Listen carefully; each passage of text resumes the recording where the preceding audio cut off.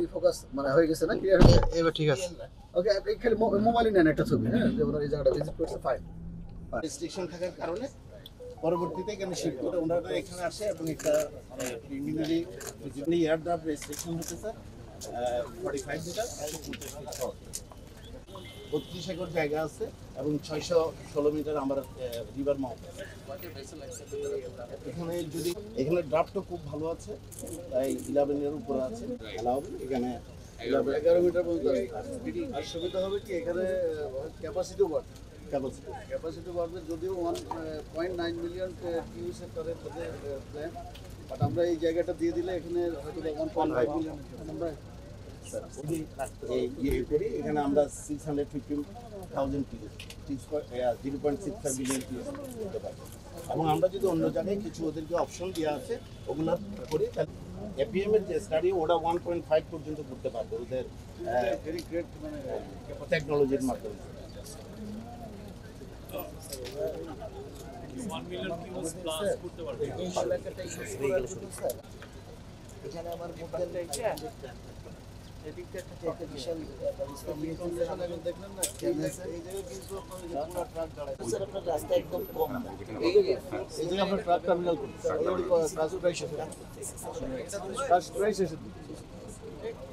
এবং আমাদের কিন্তু স্যার যে স্টাডিটা করতেছে একটা ব্রিজ এখানে করতে হবে স্যার, তাহলে এই সাবনেটওয়ার্কের সাথে আমরা কানেকশন করে দিতে পারি স্যার। এটার নাম ব্লক সি, এটা ব্লক সি। আর ওরা যদি নেয় ওরা এখন এইটা নেবে, এইটা সহ আর এখান থেকে একটা form, so it will have huge capacity almost আমাদের এক্সিস্টিং পোর্টের। স্যার ওই এনসিএল অপারেশনের জন্য এটা লাগে।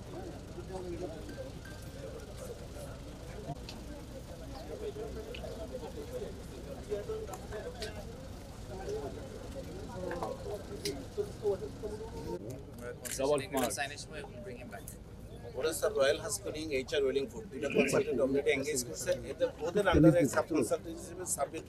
চিটাং এর যারা এলিট এবং ডিগনিটারি আছেন তাদের সাথে কথা বলছেন। দিনের শেষেই প্লিজ প্লিজ রাজীব ভাই এটা তো ধরেন, আপনারা কি এটা ধরেন, সবাই এদিকে দাও, হ্যাঁ এদিকে ধরবে প্লিজ প্লিজ ভাই দাঁড়ান আপা আমারটা।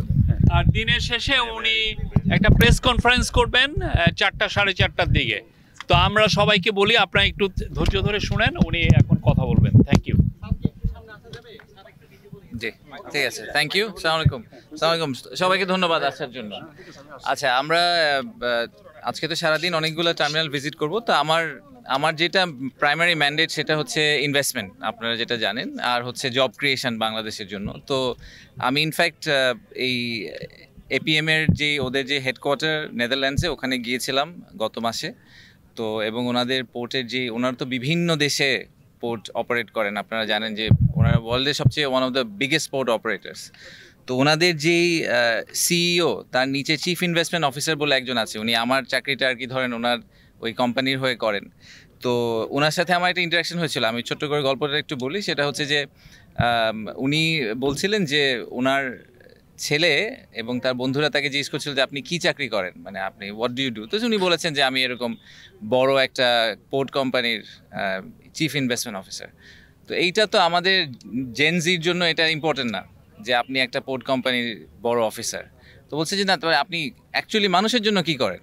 তো ওইটার এক্সাম্পল হিসাবে ওনারা এত 60টার উপরে দেশে অপারেট করেন, কিন্তু এই সব কিছুর পরে বাংলাদেশে ওনারা এখনও শুরু করেননি। কিন্তু উনি এক্সাম্পল দিয়েছেন বাংলাদেশের। উনি এক্সাম্পলটা দিয়েছেন যে যখন আমরা বাংলাদেশে একটা পোর্ট করার চেষ্টা করছি, এবং সেই পোর্টটা যখন আমি করতে পারবো, যখন আমরা এটা করব, তখন আমরা শুধুমাত্র এটা জাস্ট নট আ পোর্ট, এটা বাংলাদেশের মানুষের হাজার হাজার মানুষের কর্মসংস্থান, তাদের টোটাল ইকোনমির যে ডেভেলপমেন্ট, এই পুরোটাতে একটা এক্সেপশনাল ভূমিকা রাখবে। সো হয়তো ভবিষ্যতের জেনারেশনের পর জেনারেশন এই পোর্টের কারণে নতুনভাবে চাকরি পাবে, তাদের বাচ্চারা এডুকেশনে যাবে। So this is one journey, যেই জার্নির ভিতর আমরা যারা পার্ট হতে পাওয়ার সুযোগ পাচ্ছি, আমরা we are becoming part of history. So আমাদের একটা হিস্ট্রি তৈরি করার সুযোগ আছে। আমরা সব সময় বলি যে বাংলাদেশের কিন্তু প্রায় 50% পপুলেশন হচ্ছে গিয়ে 25 বছরের নিচে বয়স, তাই না?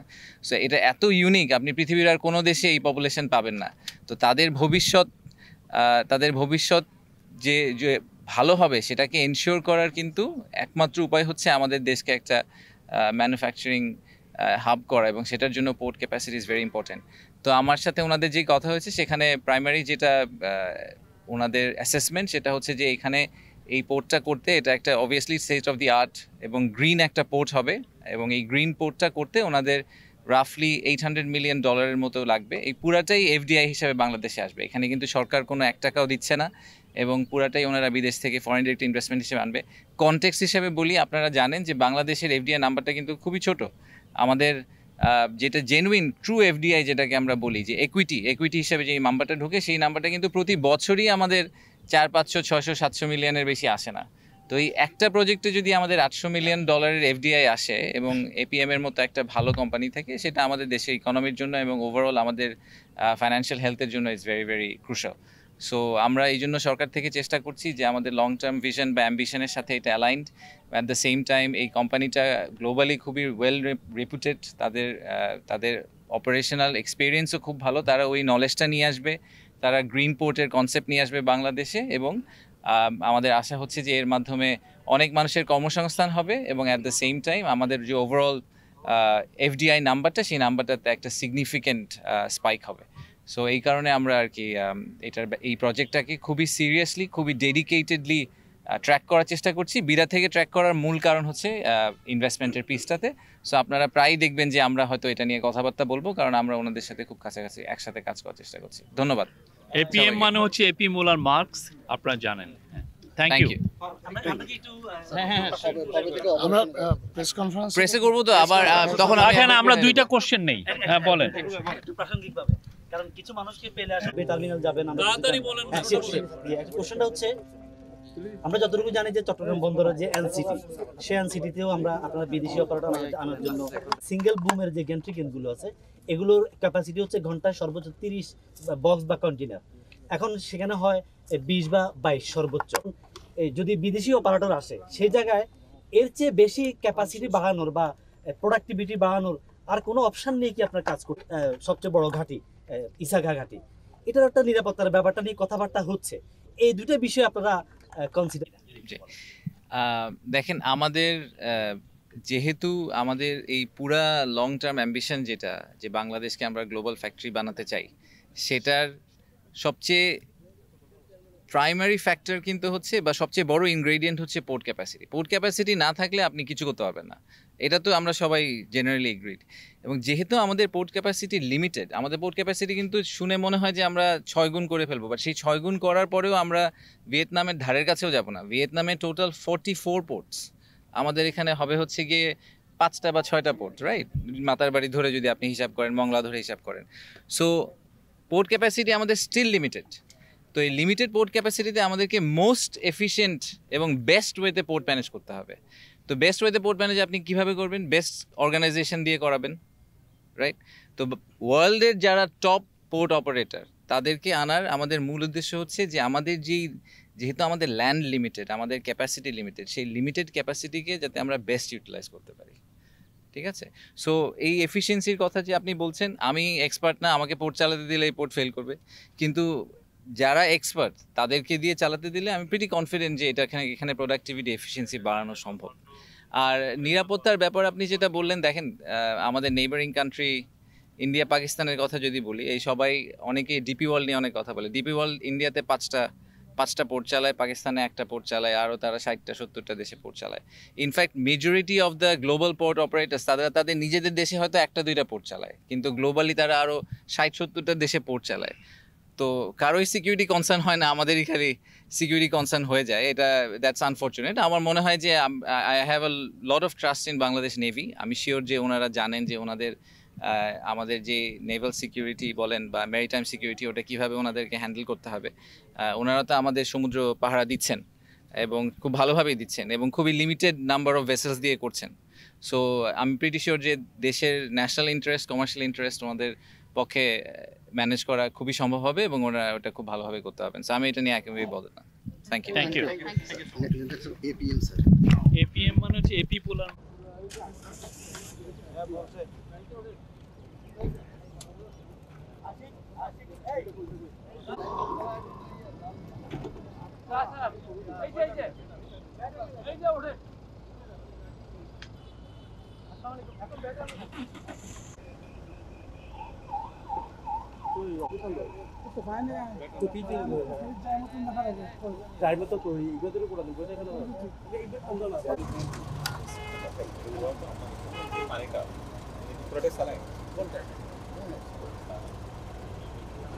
এই যে দেখেন এই জায়গাটা কিন্তু অলরেডি নেওয়ার জন্য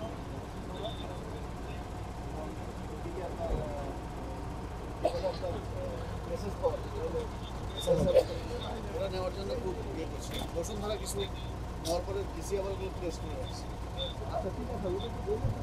এই জায়গা হলো আপনার 245 আর এইদিকে সব মিলে না না এই জায়গা যেটা আমরা চিন্তা করতেছি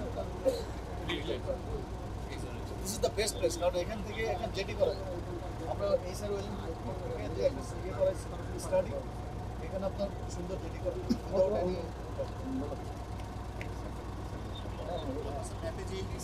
কানেক্টিভিটি তো কেপিএস এর পর্যন্ত আছে হ্যাঁ আছে তো এখানে পর্যন্ত আছে এটা পর্যন্ত নিয়ে আসে এবং এখানে কেপিজেড কাছে চাইনিজ ইকোনমিক জোন কাছে হচ্ছে তারপরে ওই পাশে বে টার্মিনাল হয়ে যাচ্ছে কানেক্টেড উইথ দ্য বে টার্মিনাল এয়ারপোর্ট কাছে this is the best location for হয় নাই এটা দিলে রিপোর্ট দিতে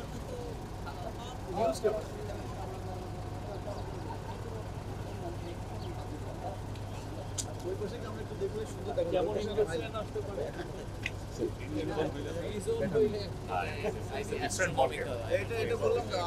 আমরা এই যে পিছনে যে জায়গাটা দেখছেন এইখানে 245 400 একর তো ওইটা নিয়ে আমাদের একটা প্ল্যান আছে তো সেটা নিয়ে আমাদের এক্সিকিউটিভ চেয়ারম্যান অফ বিডা বলবেন আচ্ছা আপনারা জানেন যে আমরা খুব রিসেন্টলি একটা ন্যাশনাল কমিটি করেছি ফ্রি ট্রেড জোন বা ফ্রি জোনের জন্য এটাকে অ্যাসেস করার জন্য সো গ্লোবালি এই ট্রেডের the ultimate set up is free zone যেখানে আপনি অলমোস্ট মনে করতে পারেন যেটা একটা ওভারসিজ টেরিটরি আমাদের জন্য যে এখানে এসে কেউ প্রোডাকশন করবে করে আবার দেশের বাইরে নিয়ে চলে যাবে তো এটার মাধ্যমে যেটা হবে সেটা হচ্ছে যে তারা যাবতীয় বাংলাদেশের রেড টেপের বাইরে থাকবে আবার অ্যাট দ্য সেম টাইম বাংলাদেশের লেবার ফোর্সকে ইউজও করতে পারবে সো দুইটা মিলিয়ে আমাদের জন্য উইন উইন ওনাদের জন্য উইন উইন সিচুয়েশন তো এইটার ব্যাপারে আমরা যেটা এখন করছি সেটা হচ্ছে আমরা একটা দুটা জায়গার মধ্যে আর কি ফাইনাল ডিসিশনটা নিব যে ফ্রি ট্রেড জোনটা কোথায় হবে তার মধ্যে এইটা একটা প্রাইমারি বড় কনসিডারেশন লোকেশন আমাদের জন্য যে এখানে আমরা ফ্রি ট্রেড জোনটা করতে পারি কিনা যেহেতু লোকেশন হিসাবে এয়ারপোর্ট থেকে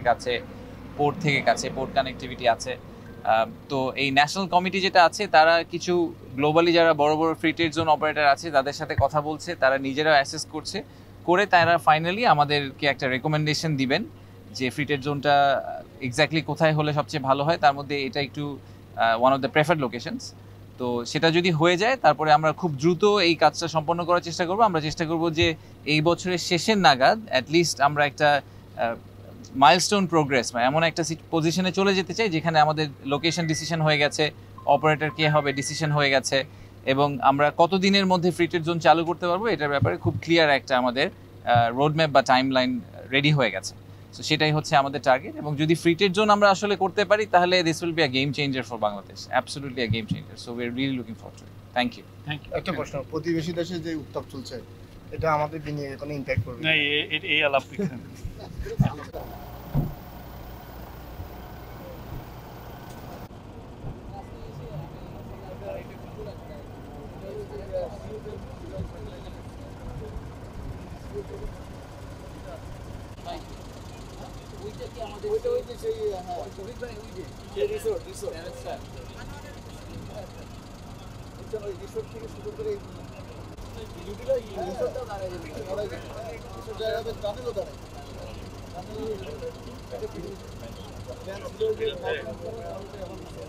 এখন ওরা বলে যে এখানে সুয়ার পথ হ্যাঁ ওটা এখানে এবং এটা হলো জাস্ট বুক ট্রান্সফার কিছু অ্যাকুইজিশনের কোনো সমস্যা কেস কেন যে আমরা ইম্পোর্ট করতে বুক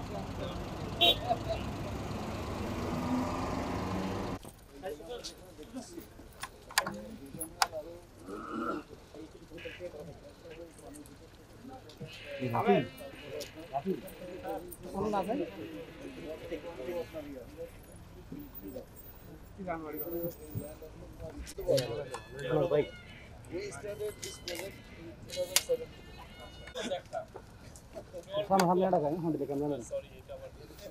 আমার সামনে এসে দাঁড়ায় হামসি খেতে না হামসি বলতে গেলে দেখা যাচ্ছে না।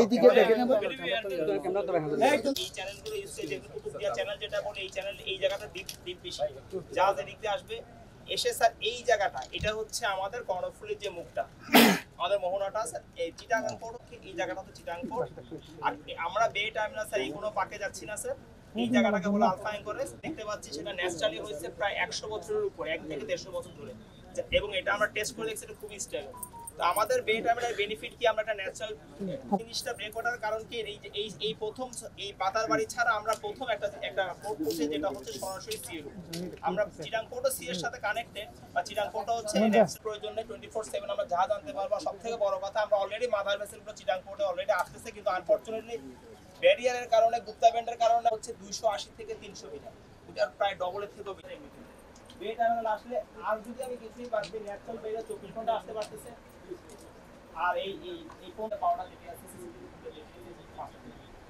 এবং দেওয়াটা যেটা একসাথে পাচ্ছি এবং সবগুলো মিনিমাম লেন্থ হচ্ছে 280 মিটার ম্যাক্সিমাম সেটা 330 তো এক্সপেক্ট করা যায়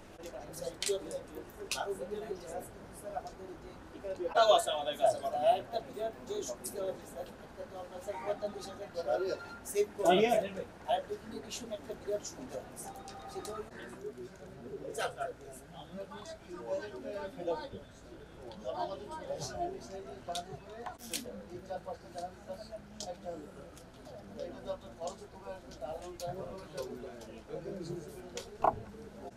এইখানে আমরা এটা আমরা আরো কিছু ওয়ার্ল্ড ব্যাক করছি যেটা আমরা স্যার কারণ আছে স্যার আমরা প্রথমে চিন্তা করি এই কোণাটাতে কোণে করে ব্রেক করতে আমাদের করতে হবে সেই করতে গেলে এই ন্যাচারটাকে আমি আবার ব্যারিয়ার দিব তারপরে সিলেকশন ওই ইয়ে কই হ্যাঁ মুন্না কই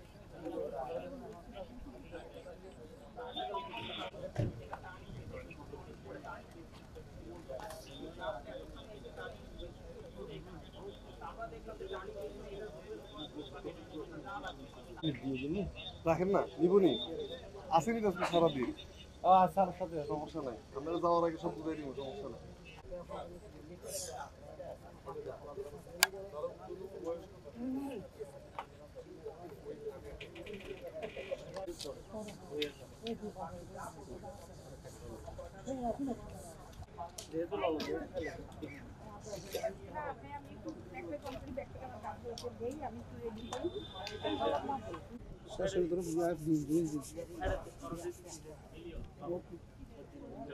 ছবি তোরা তোরা আগে দিতে না নদী না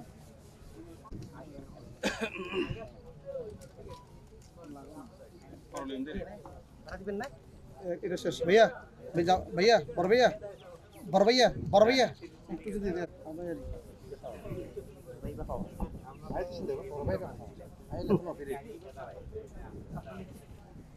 ছাত্রলীগ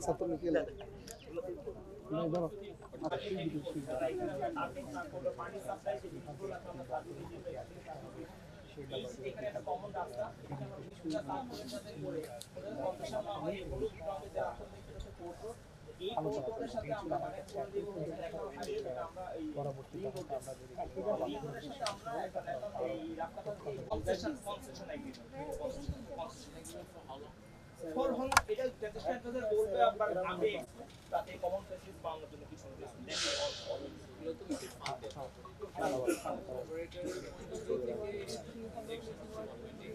কেমনে কথা বলবো লাইনে আছে শুনতে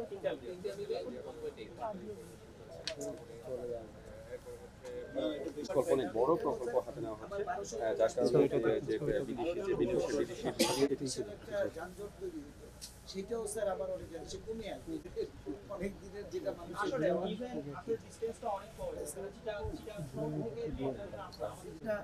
এই বাইরে দিয়ে স্যার একটা রোড হবে যেটা যেখানে বোট চলবে স্যার একটা ড্রেন আপনাদের 30 প্রথমে আমাদের যে CPA chairman rear admiral Moniruzzaman বলবেন, আর ঠিক একটু এরপরেই বিডার এক্সিকিউটিভ চেয়ারম্যান আশিক চৌধুরী বলবেন। আমি প্রথমে বলি, আসলে আমাদের সিপোর্ট এইটাই হবে আসলে প্রথম সিপোর্ট আমরা বলতে পারি, যে আমাদের এক্সিস্টিং যে পোর্টটা আছে এটা আসলে রিভার পোর্ট। এখানে আমাদের জোয়ার ভাটার উপর নির্ভর করতে হয় এবং বড় জাহাজ আসতে পারে না।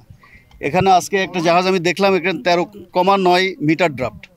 তার মানে এখানে আমরা ধরে নিচ্ছি যে প্রায় 13 মিটারের জাহাজ এখানে ইজিলি আসতে পারবে। তো 13 মিটারের জাহাজ আসলে পরে এখন যেই জাহাজগুলো আসে তার প্রায় 3-4 গুণ একটা জাহাজই নিতে পারবে। তো এতে আমাদের পরিবহন কস্ট কমে যাবে এবং একই সাথে আমাদের এফিসিয়েন্সি বেড়ে যাবে। আমরা দ্রুত এখান থেকে ডাইরেক্ট ফিডার পোর্ট হিসাবে অপারেট করতে পারবো এবং রিজিওনাল যে কানেক্টিভিটি সেটাও আমরা এখানে করতে পারবো।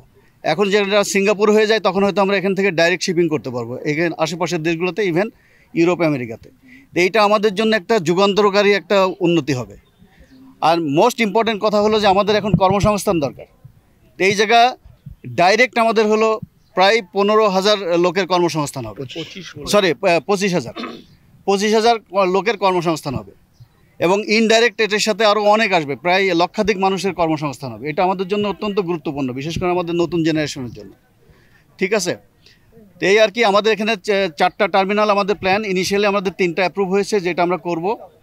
টার্মিনাল 1 যেটা পিএসএ সিঙ্গাপুর করবে, টার্মিনাল 2 যেটা ডিপি ওয়ার্ল্ড করবে এবং টার্মিনাল 3 আমরা ওপেন টেন্ডারের মাধ্যমে করব, যারা কমপ্লিট করে আসতে পারে। আর একটা টার্মিনাল আমরা এনার্জি টার্মিনাল, ওটা প্ল্যানে রেখেছি। এটা ভবিষ্যতে আমরা স্টার্টিং করে তারপরে এটাও আমরা হয়তো বাস্তবায়ন করব। তো সামগ্রিকভাবে এখান থেকে আমাদের যে ক্যাপাসিটি প্রায় 3.5 মিলিয়ন টিউস ইজিলি করতে পারবো।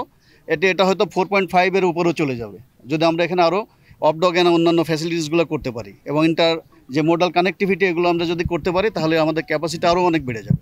তো ন্যূনতম আমরা ধরে রাখছি যে 3.5 মিলিয়ন টিউস ইজিলি করতে পারবো, যেটা এখন আমরা করতেছি টোটাল। তো এটা আমাদের একটা বড় ধরনের একটা সক্ষমতা আসবে, যেটা আমাদের ফরেন ইনভেস্টমেন্ট এবং জব ক্রিয়েশনের জন্য গুরুত্বপূর্ণ অবদান রাখবে দেশের জন্য। এইটা আমাদের কাজটা ইনশাল্লাহ আমরা শুরু করে দেবো। এই গ্রাউন্ড ব্রেকিং এই বছরের শেষের দিকে হবে। 2031-এর মধ্যে আমরা আশা করছি যে আমরা অপারেশনে যেতে পারবো। ধন্যবাদ। আচ্ছা, এটা এখন উনি বলবেন। বলি আমি তাহলে, ঠিক আছে। আচ্ছা, আপনাদের যেটা হচ্ছে যে জামান ভাই তো অনেক ডিটেইলে কভার করেছেন। সো আমাদের এফডিআই এর যে ব্যাপারটা, আবারও আমরা এফডিআই তে একটু ফেরত আসি। এখানে আপনারা দেখেছেন যে আমরা ওয়ার্ল্ড ব্যাংকের ফান্ডিংয়ে কিছু কাজ করছি, সরকার থেকে কিছু ফাইন্যান্সিং হচ্ছে, যেটা ব্রেক ওয়াটার হবে সেটা ওয়ার্ল্ড ব্যাংকের ফান্ডিংয়ে হবে। আর সেই সাথে এডিবি আমাদের সাথে কাজ করছে অ্যাডভাইজার হিসেবে, তাদের সাথে আমরা কাজ করছি। বাট সবচেয়ে এটা ইম্পর্টেন্ট ব্যাপার, আমরা আবারও যদি এফডিআইতে ফেরত আসি, যে এখানে যেই দুটি পোর্ট অপারেটরের কথা বলা হচ্ছে, পিএসএ সিঙ্গাপুর, যারা সিঙ্গাপুরকে নিয়ে, সিঙ্গাপুরের পোর্ট ক্যাপাবিলিটি নিয়ে তো আর বলার কিছু নাই। আপনারা সবাই জানেন যে একটা ছোট্ট দেশ কীভাবে তারা কিন্তু আমাদের সাথে একই সময় স্বাধীন হয়েছে। স্বাধীন হয়ে তারা আজকে একটা কমপ্লিটলি ডিফারেন্ট লেভেলে চলে গেছে এবং সেটা চলে যাওয়ার পিছিয়ে তাদের পোর্টের কন্ট্রিবিউশন সবচেয়ে বেশি। তারা তো একটা ট্রেডিং হাব হিসেবে পরিণত হয়েছে। সো পিএসএর খুবই ভালো এক্সপিরিয়েন্স, তারা ওই এক্সপিরিয়েন্সটা নিয়ে আসবে, আমাদের সাথে বেস্ট প্র্যাকটিসগুলো নিয়ে আসবে। এবং আমরা এস্টিমেট করছি যে এই পিএসএ এবং ডিপি ওয়ার্ল্ড রাফলি $1 বিলিয়ন করে এই প্রজেক্টে ইনভেস্ট করবেন। সো 1 বিলিয়ন করলে প্রথম দুইটা সিটি 1 সিটি 2তেই আমরা প্রায় $2 বিলিয়ন মতো একটা ফরেন ডিরেক্ট ইনভেস্টমেন্টের চেহারা দেখতে পাবো। অবভিয়াসলি এটা কিন্তু ওভার টাইম হবে। সো আমরা যদি মনে করি যে 2026 সালে হঠাৎ করে $10 বিলিয়ন ইনভেস্ট, এভাবে হয় না জিনিসটা, একটু গ্র্যাজুয়ালি আসবে। সো ওনাদের কনস্ট্রাকশন পিরিয়ডের মধ্যে ওনারা গ্র্যাজুয়ালি ইনভেস্ট করতে থাকবেন এবং আমরা আশা করছি যে 2030-এর দিকে আমরা এই পোর্টগুলোকে চালু করতে পারবো। তো আমাদের যে লং টার্ম, এগেন আমাদের we have to keep our I on the big price. Long টার্মে বিগ প্রাইস হচ্ছে যে আমাদেরকে একটা গ্লোবাল ফ্যাক্টরি হতে হবে। সেটা হওয়ার জন্য এই সবগুলা পোর্টকে একসাথে আসলে অ্যাক্টিভেট করা দরকার হবে, তা না হলে আমরা we will not be able to meet the demands. আমাদের ডিমান্ড তো অলরেডি আপনারা দেখতে পাচ্ছেন যে এক্সপোর্ট কিন্তু, আপনি যদি 2015-এর সাথে এখনকার এক্সপোর্ট ভলিউম দেখেন, volume has gone 3 times or 4 times বেড়ে গেছে। তো নিজেদের আমাদের ক্যাপটিভ ডিমান্ডই আমরা এখন কেটার করতে পারছি না, সেটা 2035 নাগাদ যে কোথায় গিয়ে ঠেকবে সেটাও আমরা জানি না। সো সেই হিসাবে আমাদের ডেফিনেটলি মনে হয় যে এই প্রজেক্টটা ইজ এ মাস্টার প্রজেক্ট। এটা আমাদের জন্য সবচেয়ে বড়, মানে চট্টগ্রাম এলাকার টার্মিনাল যে কটা প্রজেক্ট হচ্ছে তার মধ্যে এটাই সবচেয়ে বড়, সেটা আমাদের ফ্ল্যাগশিপ প্রজেক্ট, এবং এটা যখন হয়ে যাবে তখন এই এলাকার চেহারা আমরা আশা করছি কমপ্লিটলি চেঞ্জ হয়ে যাবে। বাট আমি যেই জিনিসটা একটু আগে জিজ্ঞেস করেছি, আমি বলবো যে এটা আমাদের কর্তৃপক্ষ সবারই একটু মাথায় রাখা দরকার, সেটা হচ্ছে যে 25,000 লোকের যদি কর্মসংস্থান হয়, তাদের সাথে 25,000 ফ্যামিলি, তার মানে আমরা তো ইজিলি বলছি 1 লাখ লোকের, জাস্ট মিনিমাম 1 লাখ লোকের কথা বলা হচ্ছে, যারা এডিশনাল এই চিটাগং শহর এই এলাকায় এসে থাকা শুরু করবে, এই এলাকায় কাজ করবে। তো তাদের বাসস্থান, তাদের চিকিৎসা, তাদের যাতায়াতের ব্যবস্থা এবং তাদের যে শিক্ষা, তাদের ফ্যামিলির এডুকেশনের যে পার্টটা, এই প্ল্যানিংটাও আমাদেরকে আসলে হয়তো পুরো ওভারঅল পিকচারের মধ্যে নিয়ে আসা উচিত, এবং সিটি কর্পোরেশনের সাথে কাজ করে একসাথে একটু চিন্তা করা উচিত যে এই যে এমপ্লয়মেন্টের একটা সার্জ হবে যদি এই সবগুলো প্রজেক্ট একসাথে দাঁড়িয়ে যায়, হঠাৎ করে বেশ কিছু হাজার হাজার মানুষ এডিশনাল চিটাগংয়ে এসে যোগ হবে কাজ করার জন্য, তো তাদেরকে আমরা আসলে অ্যাকোমোডেট চিটাগংয়ে কীভাবে করবো, তো সেটা একটা is a master project that we also need to keep in our mind. ধন্যবাদ সবাইকে, ঠিক আছে, থ্যাংক ইউ।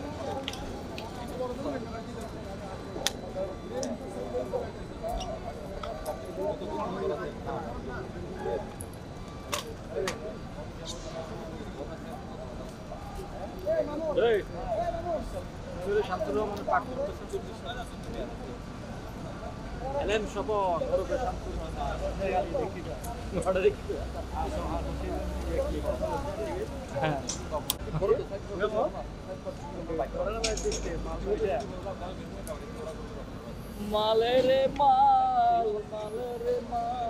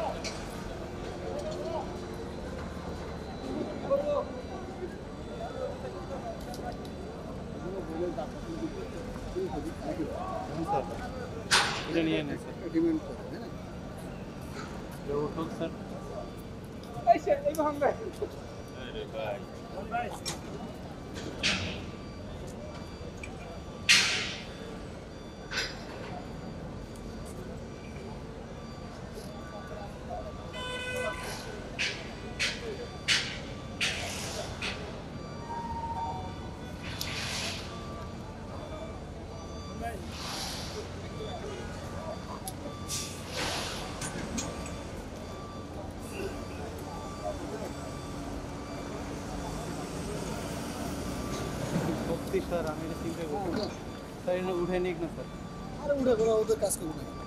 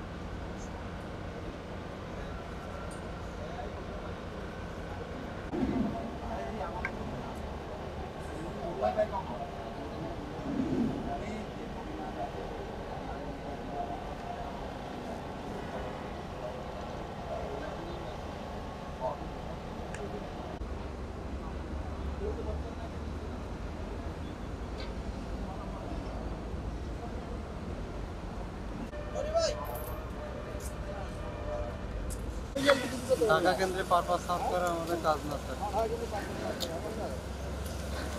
আমরা যা করি এটা অনুলিপি দিতে পারি তাহলে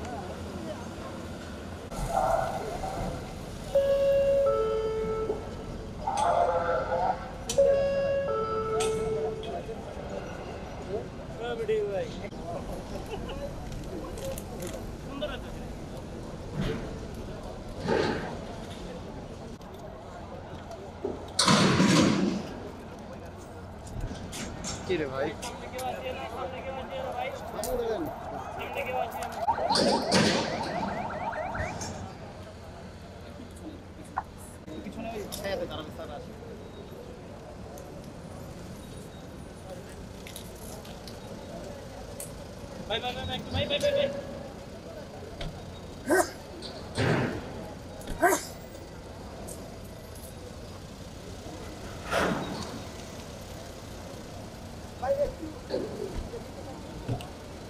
আমরা এখান থেকে নিই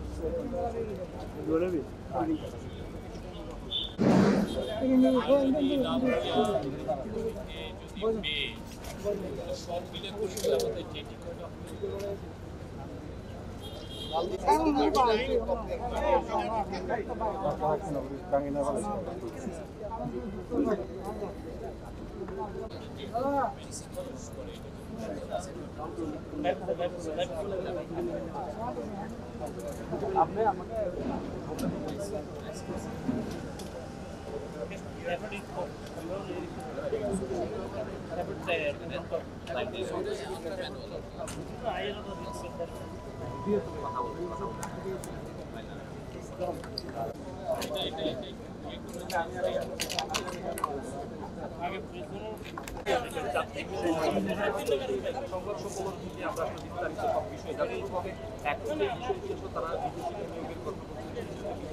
বিনিয়োগের ফলে যে কর্মসংস্থানের বৃদ্ধির কথা বলছেন, মূলত বলছেন যে বছরকে আরো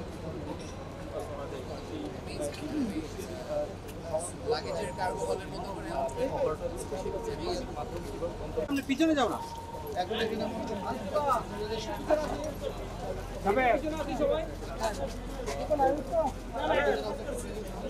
আমরা ওদিকে যাই দেখি এখান থেকে কারো দেন না ওখানে আজকে সকালে এসেছিলেন উনি এসে প্রথমে লাল দিয়া বোর্ডে লাল দিয়া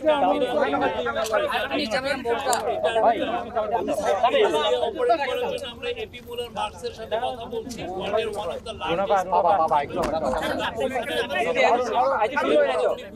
লার্জেস্ট শুরু হয়নি যেখানে আমরা যারা বিদেশি কোম্পানি যারা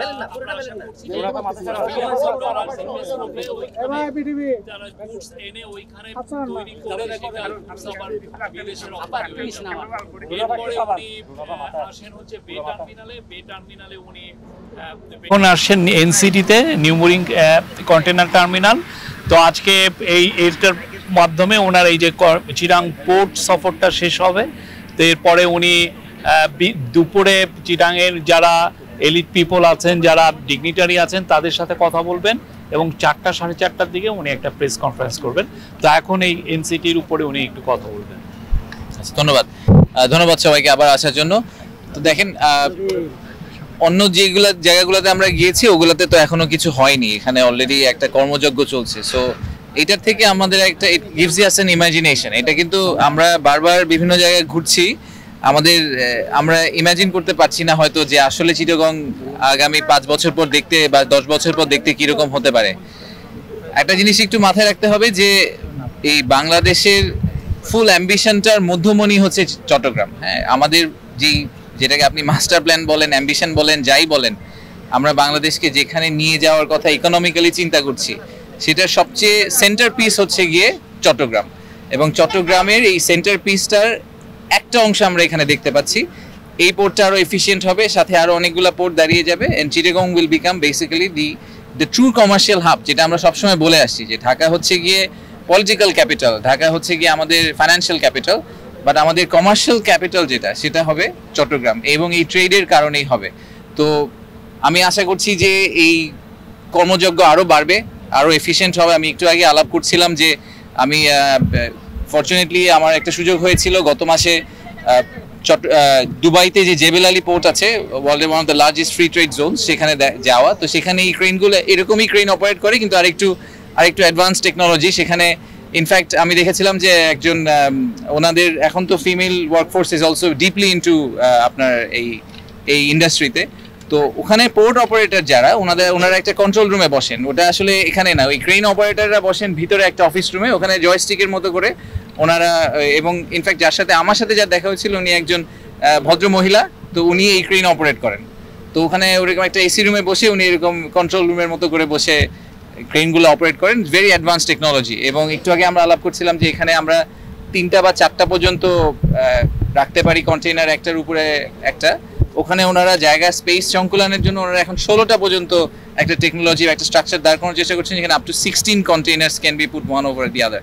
সো দিজ আর এক্সাম্পলস, যে এক্সাম্পলগুলোকে আমরা হয়তো ভবিষ্যতে অ্যাডাপ্ট করতে পারবো। আমাদের এখানে জব ক্রিয়েশন, যেটা আমাদের অ্যাবসলিউটলি মূল মন্ত্র, মানে টোটাল কত টাকা এফডিআই আসলো চিন্তা করার কোনো দরকার নেই। I think it's a secondary issue. Primary issue হচ্ছে যে আমরা কত নতুন জব ক্রিয়েট করতে পারলাম আমাদের দেশের মানুষের জন্য, স্পেশালি চিটাগংয়ের জন্য। সো আমাদের আশা হচ্ছে যে as we move very fast, কারণ এটা আসলে ইকোনমিক ডেভেলপমেন্ট সব গভর্নমেন্টেরই প্রাইমারি এজেন্ডা হওয়া উচিত বাংলাদেশে। তো এই ইকোনমিক ডেভেলপমেন্টের জন্য এই টার্মিনালগুলোকে আমরা যত বেটার, যত এফিশিয়েন্ট, যত ওয়ার্ল্ড ক্লাস করতে পারবো, তত আমাদের ওভারঅল ব্যবসা পরিস্থিতির জন্য অনেক বড় একটা কন্ট্রিবিউশন তারা করতে পারবে। তো এটাই আমার আর কিছু বলার নেই। আমরা তো একটা প্রেস কনফারেন্স করবো, আপনাদের প্রশ্ন উত্তরগুলো আমি ওখানে গিয়ে দিতে চাই। এই গরমের মধ্যে সবাইকে ঘামে ছড়ানো দরকার।